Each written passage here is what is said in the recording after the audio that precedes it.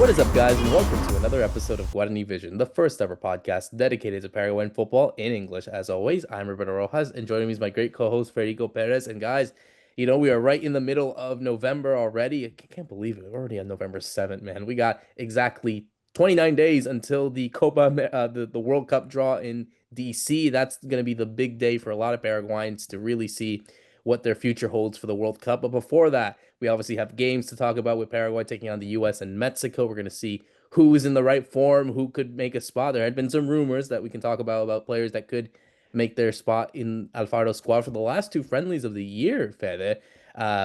Obviously, we have to talk about what's been going on in the Clausura because we had a big game on the weekend that may have swayed the way of Cerro Porteño, and maybe Guarani have missed their boat. We also got to talk about a Copa Paraguay that many people did not expect for a final to happen, and among other things, Fed. I mean, there's just a lot that's been going on right now. I mean, in the country, I've been hearing it's been getting hotter now because right now we're in November. We're almost in summertime over there. The clocks have changed actually, so right now it's almost 10 a.m. here in America, but it's almost lunchtime over there in Paraguay. So yeah, we're getting towards right the end of the year. Obviously, games to be decided, titles to be decided, and obviously for Paraguay's case, you know, they need to also pass these next tests in America. So just a lot going on at the minute, Fede. So I might as well ask you, how's everything been, man? Everything's been good, Roberto. Hi to you. Hi to everyone listening to Guarani Vision. Great to be back for another episode. And yeah, it's November, and you start to get that feeling, right? Like everything's about to end in the year, balance. A lot of people are thinking, did I do everything I needed to do? Have I accomplished everything, or what else do I still need to do? We're in that in football terms, also with certain teams, trying to wrap up the year the best way possible. Cerro Porteño is one of them. They're trying to come back in the clausura. One of the talking points, no doubt about it. In this episode, we definitely got to talk about the national team as they're going to head into the last two games. Also, we had the World Cup start for the under 17 boys. So yeah, a lot of topics, really. A lot of Paraguayans also around the globe scoring, making it possible for themselves and making themselves known, putting themselves out there in the map. I would even say for the coach again. Isidro Pita, I saw scored again after a long time. He's been injured out these last couple of matches for our national team. No doubt about it. I would also mention Alex Arce in there scoring again this week in Argentina. Those are players that I want to see come back to their best form as we're heading into the World Cup here in 2026. But yeah, I think the talking subject here in Paraguay was probably the Copa Paraguay, because nobody really expected the two teams that made it to the final to be in this last game. So it's definitely going to be thrilling to see what happens between Dos de Mayo, Pedro Juan Caballero, and General Caballero, a team from a small little city in the countryside, also Juan León Mallorquín. For the first time ever since the Copa Paraguay has been played, a team from the countryside will be champions. So this is totally one of the big news this week. And another big news, I would say, Roberto, I was just forgetting about this, but Gerardo Martino's taking over in Atlanta United. Check out that news, huh? Going back with Miggy. He was so important, right? Back in the days when Miguel Almiron made his trip also to Newcastle, and to see them come back together, I think everyone also fell in love with that news this week, because it feels like Gerardo Martino is always close to Paraguay some way. Yes, of course. He is always close. If it's not with the Paraguayan clubs or the national team, it's with Paraguayan players, like he did at Atlanta United with Almiron, as I mentioned, or even with Inter Miami when he was working with Diego Gomez. And now look at him. We'll talk about him afterwards. But yeah, it seems like it always comes back to Paraguay for Tata Martino. And I think after Atlanta had a really poor year this year where they couldn't win anything, they were really in one of the worst spots in MLS this season. I felt like it probably was the right decision for them to go back to the way they used to work. And of course, I'm a guy who won it with them. That's someone that is a winner. He did it beforehand with a lot of these players like Almiron. And so it's just going back to the old formula, and it comes at a right time as well, because of course it's the World Cup year, and obviously we want someone like Almiron to be in the best form possible heading into that. But we'll talk about that afterwards. But let's talk about what we saw over the weekend, because we did see a really interesting clash between Cerro Porteño and Guarani, the top two teams in the Clausura, really fighting it out over there, where you thought whoever comes out in this really has the advantage to go and win the Clausura. And in the end, it was Cerro Porteño. Cerro Porteño got a huge win over there in La Nueva Olla, a 1-0 win. It was the super sub yet again, Ignacio Aliceda, scoring in the 65th minute. It was a tight game, but it was expected. It was a tight game that I think a lot of people expected. Guarani had a few chances right at in the last minute, actually hit the post. That really must have skipped a heartbeat for a lot of Cerro Porteño fans who watched that. But no, I think this is a huge result for Cerro. Now they are top of the table as we talk with 3 games left in the Clausura. I think this was the game that could have decided. Of course, there's still a long way. We have seen crazier things happen to our local league over there in Paraguay, but this was a huge win for Cerro Porteño and a huge sort of disappointment for Guarani. It ended up being that really tight game that we kind of predicted, right, on our last episode. And it ended up being decided by just a goal, but it ended up being a fun second half also because it was pretty open after Cerro Porteño scored. That's what I didn't like about the game, that I kind of wanted to see Guarani in the fight from the first play, and I didn't see that, right? I kind of saw a team that, I don't know, fell short in a big game like this one. Guarani had the advantage going into the game. So I was expecting this team to try to stomp on the only rival that they've really had in this whole clausura. And it was their opportunity, even though, yeah, they were going to be the away team. Cerro Porteño was going to use that in their advantage. Cerro had the possession. They had the ball more. And you saw Guarani that was just playing on the counter attack, but really not playing it all out. And that's what I didn't like. I didn't like the attitude. And I thought that came from the coach, from the strategy point of it. Let's see if we can get a tie here. Maybe a draw would be a good result. I kind of felt that from the mental side of it, from the players as because of the way they played that first half, especially, and they reacted after Cerro Porteño scored. And I loved what I saw from Cerro again. I mentioned that this team was hungry ever since they've had this new coach. Jorge Baba has I believe brought the right mentality, has picked them up. He's put the pieces in the right place. He's putting in players that are making the difference. Aliceda making it again, scoring another big goal, just like he's done all year. And Pachi Carrizo again being one of the playmakers in this team when he was in the talks that he might even leave the team before the beginning of this clausura. So everything falling kind of in the right place for Cerro Porteño as of right now.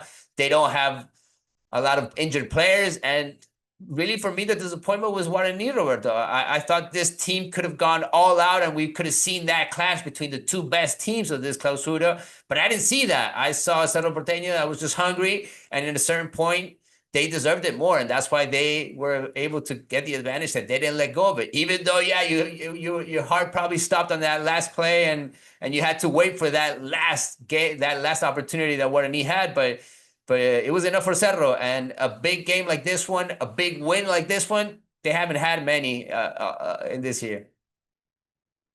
No, they didn't. No, they didn't. Now looking at these last 3 games, so I'll read it out for those that wanted to figure it out here. So Guarani will have so both these teams are on this weekend. Cerro Porteño will have to take on Trinidense. Guarani have another tight game with Libertad. In the penultimate game, we have Cerro Porteño taking on Libertad as well, with Guarani taking on General Caballero de Juan León Mallorquín. And on the final day, Cerro Porteño taking on Tempetaru, with Guarani taking on Sportivo Luqueño. I think on the basis of all these 3 games, I think Guarani really have the tougher schedule of the 2 teams. So, it's all gonna depend. I think if it's one more slip up for Guarani, and that could definitely happen in this game against Libertad, I think that could indeed decide Cerro the champion. Or do you feel like, there's still some drama in there that we're just gonna have to wait until the final day to see if one of these teams win it?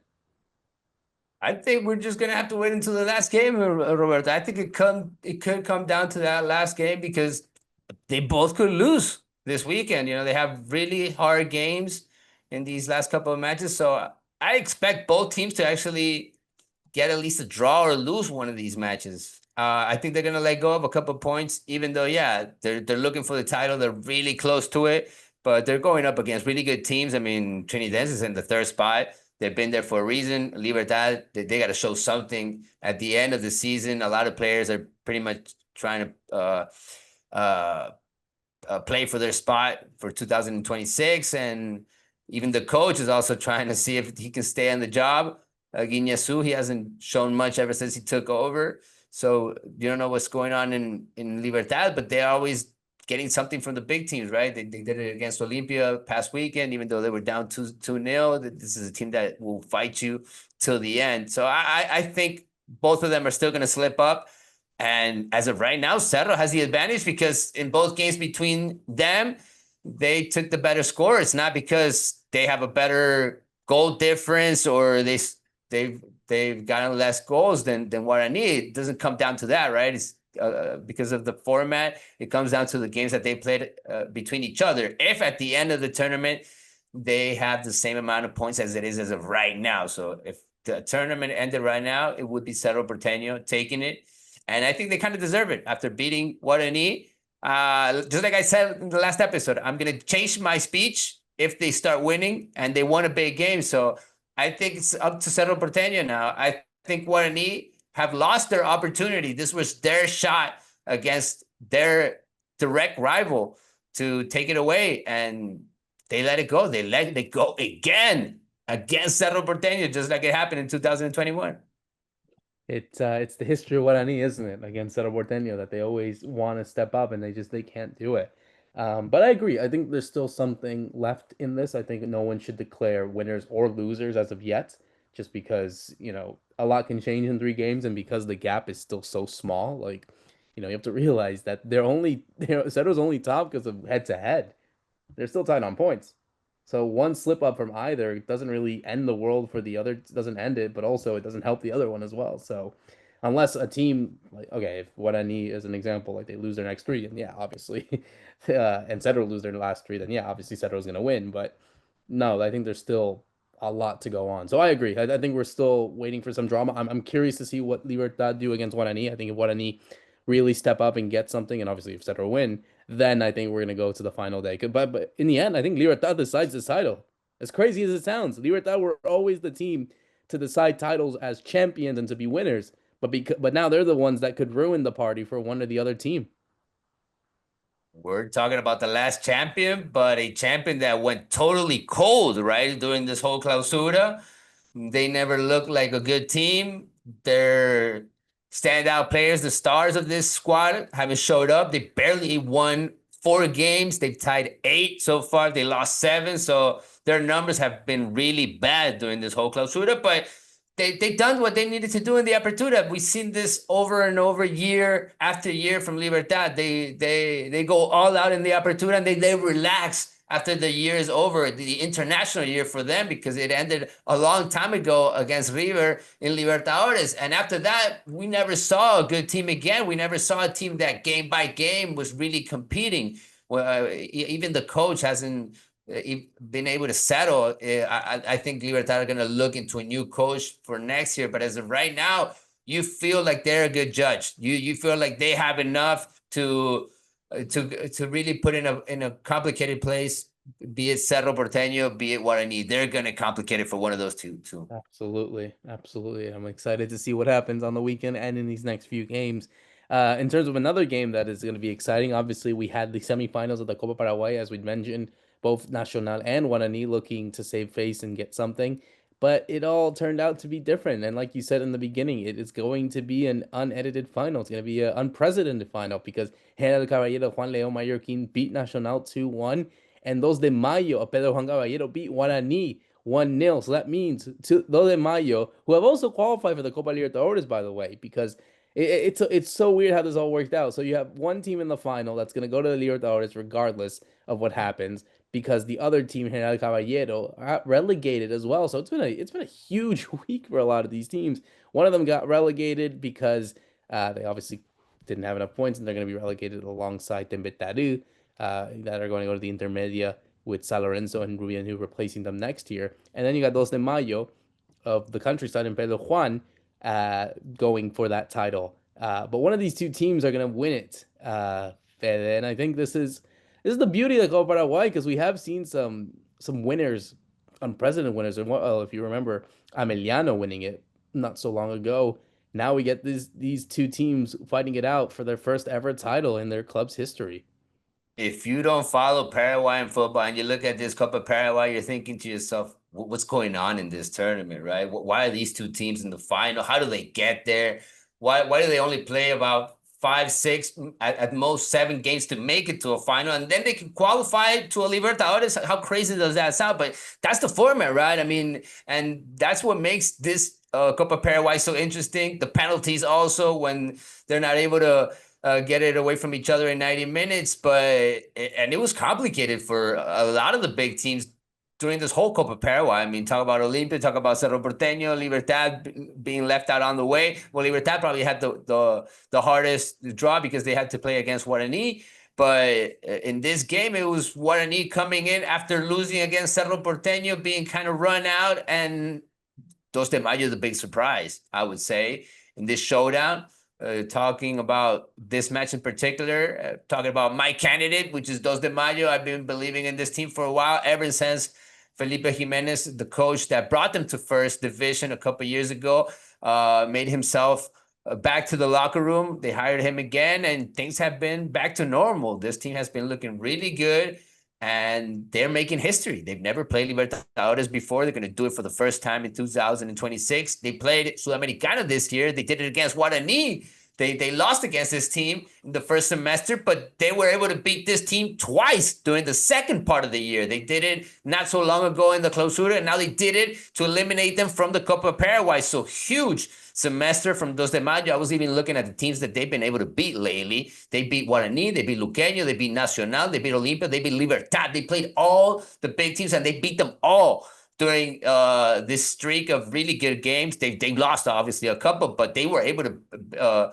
win really big games. So I was really looking forward to this game, and watch out, because games are not going to be easy for teams that are going to have to go to Pedro Juan Caballero next year and play in Libertadores. It's going to be a fun trip for them. This team is really hard to beat at home, and for them, it's just history in the making. Just like I was saying, first time for them to play Libertadores in a city that's really far away from Asunción, that's right there in the border with Brazil. So this is going to attract a lot of tourism, maybe for those kind of games, depending on what the draw has for them. But they're going to make it special, Roberto. They have a huge stadium that they're probably going to get ready for.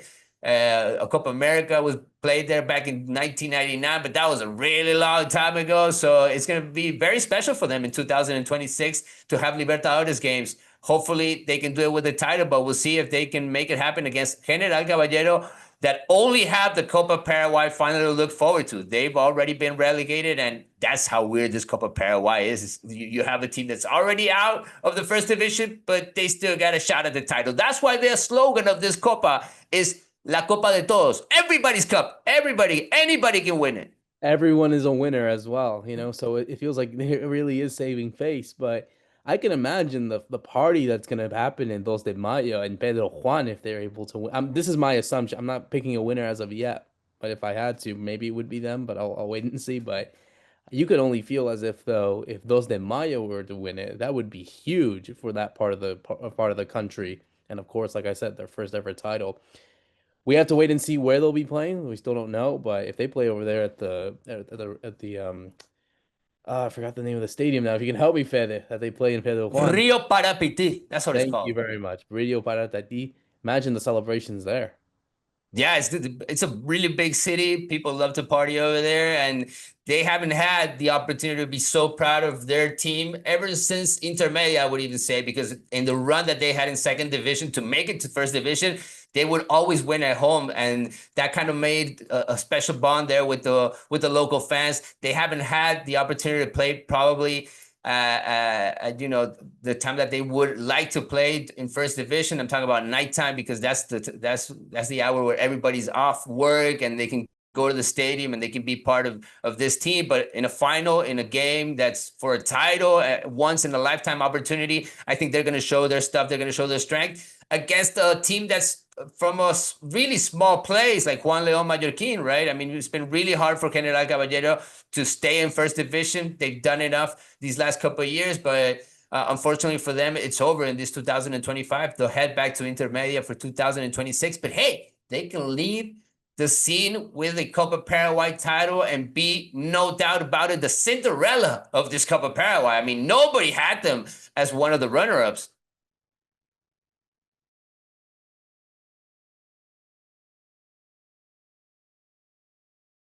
Your mic is off, Rob. Sorry, man. No, I didn't realize that. But yeah, it's going to be huge for one of these two teams to win it.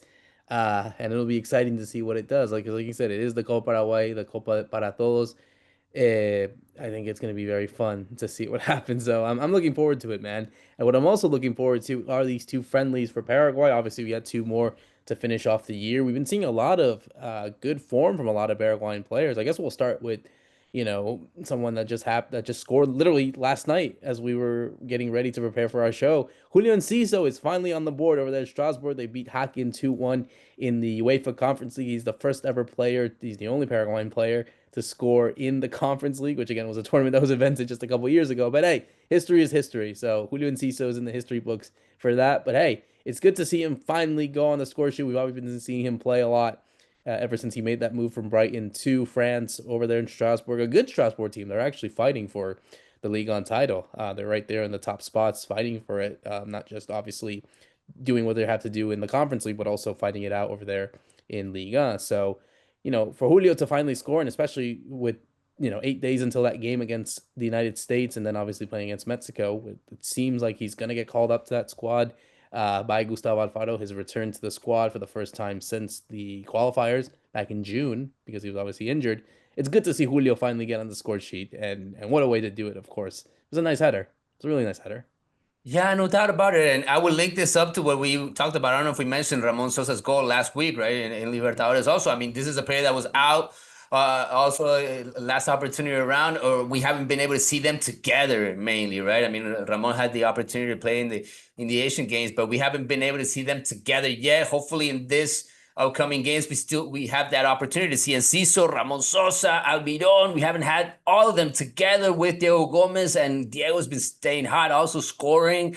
I mean, I'm so happy for him, but I'm really surprised about this Strasbourg team, Roberto. I was not expecting this team to play such an exciting football, to play such an attacking football, to score that many goals. I mean, sometimes you're seeing just Julio Ciso play as the center forward, just waiting for the ball in the box, just because his team can really play the possession football and is being dominant, I would even say, in the French league. So I'm really happy about his move to this team. I think so far it's been a good move for him to have his minutes, come back to his best self. I mean, you're seeing that they don't really need him, but he's a compliment to the squad. And if he starts showing his best stuff, he'll eventually fight for a starting role. I mean, they obviously have given him already really good opportunities, but you're seeing that he's still getting there, right? I mean, chip by chip, game by game, I think we're starting to see the best Julio Enciso physically again with the ball, and that's what I want to see heading into next year, heading into the World Cup year. Hopefully he can play these friendlies against Mexico and the US. It would be special, obviously, for him. And because we want to see them all together in these kind of opportunities, right? You want to see them in practices together. You want to see them with Alfaro. You want to see the guys bonding because these are the last games. We're on our way to the World Cup already. Crazy. Time flies, man. Like I told you, we're 29 days away from the draw until we find out where Paraguay are going to play the 3 games at the World Cup next summer. So, yeah, it's also good that you mentioned Diego Gomez because we did see him also get on the score sheet on the weekend. They took on Leeds United and he started obviously and he scored twice. His first two Premier League goals, his first brace in English football. Obviously, he's now raised his game up at a great level because he scored already. He scored a goal in the game against Oxford. He scored four against um now in Barnsley. He scored four against Barnsley, and now he has two. So he's with 7 goals. He's the top goal scorer for Brighton alongside Danny Welbeck, but Danny Welbeck's been scoring in the league. But if you include all competitions, Diego is up there. I mean, for a midfielder to do that, I mean, for Welbeck, it's expected. He's a striker. We've been seeing him uh, in this sort of like situation for how many years? So it's used for him to do like this is used to him. This is something that he's expected to do. Not Diego though. That I think that's the surprising part of it. Is you got a guy that, you play him in any position. He said that, he said that, hey, if I can play in any position, I would do it. I think he was on the left actually in this game against Leeds, but him finding the spot to score, I think shows that he's got a striker's mentality, even if he doesn't really play in that position. For him to score too on the weekend, like I said, I think similar to Julio, I think really boosts confidence heading into these games in the friendlies. But hey, happy for Diego. I mean, did you expect Diego to be top goal scorer? Be honest with me. He's about to approach double digits, and it's not even. We're still in November. This guy just keeps going through me. I mean, I'm talking about my expectations. I mean, just when I think, okay, he might score a couple before the end of the year, he might win the confidence of his coach and begin to play more. No, no, he's become a starter. He's pretty much scoring in every game.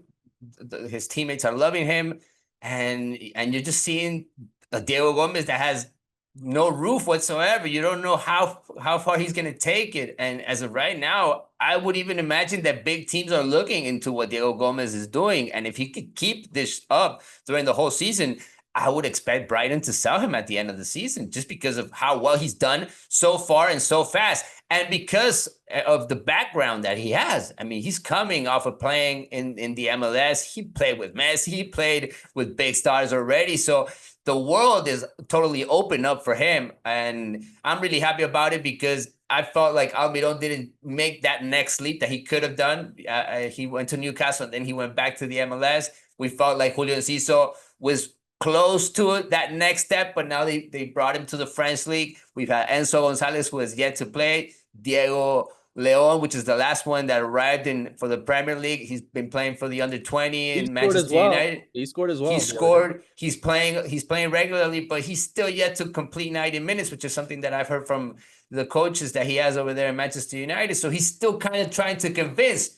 And Diego Gomez is in a totally other league, Roberto. I mean, he's just showing off. He's showing up in every single game, and he's just not letting go of it. He's being himself game by game, and that's what I love about Diego. As of right now, he's surpassing all my expectations, and I would say he's even surpassing players that we've seen lately play in the Premier League that have also been trying to carry the Paraguayan flag. I'm actually worried about Omar Alderete. I don't know what happened with him. He's lost a couple of games.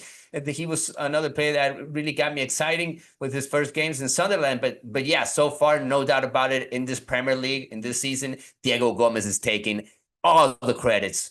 Overall, Lerete is simple. It's just he has a concussion and the protocol hasn't allowed him to pass it. So that's why he's also not going to be here, which sucks because I think he's very useful for that defense. So um, again, hopefully that it's not as serious and that he goes back on form. But he is an important player for Sunderland. But yeah, I mean, look at it this way, Fede. I think I don't want to make the comparisons again to Almiron and because it came in different eras, but I feel like Diego Gomez has the potential of being again, I have to look back, but I think when you look at that pipeline of like very young players going from South America to MLS and then to Europe, it's hard. It's hard to, and especially the Premier League, it's hard for anyone to do that. But I think Diego, just like the person that he is, like you said, I think he has all the tools to be a really world-class player. I'm not saying that he's going to be the best Paraguayan player of all time, best midfield. No, I don't know that, but I think if again, we're seeing a change in the game where there's so many players that are stepping up from different countries that we didn't expect. Look at Moises Caicedo, Carrasquelia from Georgia. There's players from those countries that didn't have those big stars. I'm not saying Paraguay is not in that scenario, but like I said, who's to say that he doesn't kill it for the rest of the season at Brighton? He has a big World Cup. You have to remember, Fede, if as much as you can have such a good season at your team or even a bad one as well, if you show up at the World Cup, that changes everything, man. That like puts you on the spot. So, and I was thinking about that too. I'm thinking to myself, yeah, if Diego does what he does, like I said, if he finishes with double digits, let's say he scores three more goals and that's it. That's great for a midfielder. 10 goals and they go to Europe or something. Then goes to the World Cup, balls out, does so well his value is gonna skyrocket, man. Like I think he'll be the most expensive Paraguayan player of all time when all is said and done.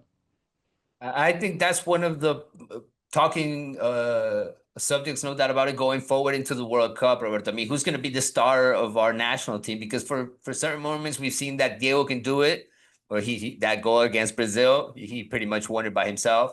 We've seen Julio Enciso do it, that goal against Colombia. We've seen Miguel Almiron do it. We've seen Tony Sanabria do it. So any of these guys can really be the star of this team. I think all of them are going to have their chance to be that star, to have that stardom in the World Cup that's coming up. But I mean, what you're seeing is that this guy just keeps on growing. I mean, he's not relaxing. And he's taking it very serious. I mean, I thought he was going to miss not having Julio Enciso there. I thought he was going to have certain complications, adjusting to the locker room The only with South not. American, the only South American on that I was team. going to mention that with not many South Americans, they're just saying no South Americans, and so and he just feels like one more of the team, and I love that because that's not an easy thing for Paraguayans, for us to fit in a league like that, in a locker room like that, and he just looks like a different. He looks like a different breed, and hopefully he is, because we've seen a lot of players that have tried to do the European trip and stay there, and they haven't been able to do it. And I think Diego has gone to the Premier League and to Europe, hopefully for the long trip. Yeah, I hope so too, man. I hope so too. We'll talk about one more guy that also impressed on the Paraguayan scene. Alex Arce. Alex Arce was on the score sheet as he helped Independiente Rivadavia win their first ever title in their history. This is a huge moment for them, the team in Mendoza, where people were kind of like worried as to like, wait, why is he going there? You know, he was doing so well with Liga de Quito, who just finished in the semifinals of the Copa Libertadores and were very close of qualifying. But you know, Gustavo Gomez and Ramon Sosa had a thing to say for that, so that's why he's not going. So I guess Alex Arce got the last laugh, winning the Copa Paraguay, beating Argentinos Juniors, a good Argentinos Juniors side. And the coach from Independiente Rivadavia is actually an old guy that we've known for that was on the block in Paraguay. Alfredo Berti coached Sportivo Luqueño in the past as well. So again, all roads lead back to Paraguay, where it be a goal scorer or even a ex manager who managed in the game. But yeah, dude, and this comes at a right time as well because you know you got Ronaldo Martinez. He's decently well for Platense, not the best Platense side since winning, but they're in there. Gabriel Avalos is here and there with a really poor Independiente, but he's still scoring.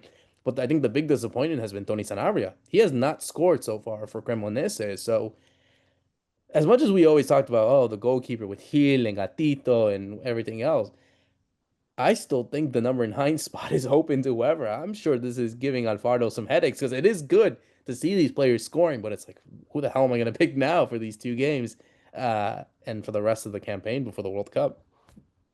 Yeah, and it looks like he's gonna stick with these names, right? Because they started scoring now. Isidro Pita is coming back from injury too, and so now you're thinking, okay, we got about 3, 4 guys that are gonna try to fight for that second role, or that try to be the sub of the center forward, which is obviously Tony Sanabria, because he's made the important goals in the qualifier. So if you're asking me right now, we're heading into that first game of the World Cup. Tony Sanabria is gonna be our center forward, but you're definitely going to give minutes to the rest. You're going to see Alex Arce. You're going to see Isidro Pita in certain games. You're going to need them.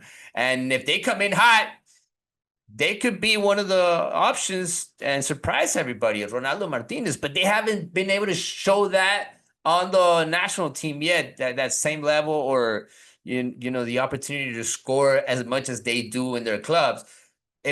If it opens up for any of these guys in these friendlies, in these upcoming friendlies, I think they're gonna win the spot over. And obviously, I think this is game by game, Roberto. I mean, the guys right now, they're in that test with Alfaro, the coach that's looking at them and is probably saying, okay, you want minutes in the next game? This is the game you got to show it. We're already, I think, in certain spots, I think players are already fighting between each other for minutes or for the opportunity to have a chance in the World Cup. I mean, sometimes the World Cup is like that. You go and you barely play. Sometimes you don't even play. And as of right now, I think players are really looking for that opportunity for those minutes in these kind of friendlies. It could be that opportunity.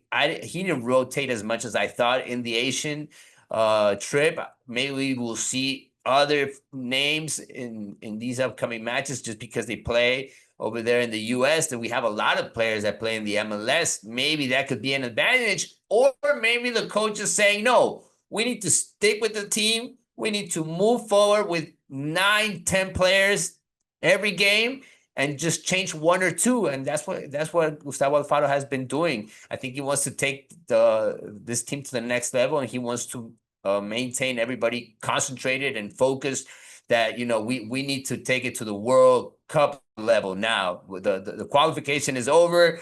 It's not going to be enough with just the will to play, the Guarani garra. Now we just got to be smart about it and play a bit more football. And I think that's where Gustavo Alfaro is trying to work with every player and the squad itself, Roberto. Hopefully we see that in these two games where I think we're going to be the away team. No doubt about it, right? I mean, against the U.S. and against Mexico over there in the States, they're going to have a lot more people in the stands. But you were telling me off the air, we're going to have a lot of people by our side also, especially in this first game in Philly. Yeah, it won't be empty. It won't be lack. There won't lack Paraguayans there at least. Well, there'll be some in both those games in Chester against the U.S. and then against San Antonio in San Antonio against Mexico. So yeah, it should be fun. I'm definitely looking forward to it. Obviously, I'll be there at the game in Chester. Obviously, flying the flag as I always do for even if it's a divided game for me for as a U.S. as a Paraguayan American. But hey, it's the beauty of the sport that allows you to have these type of games. So I'm looking forward to it. Obviously, we'll be talking about that game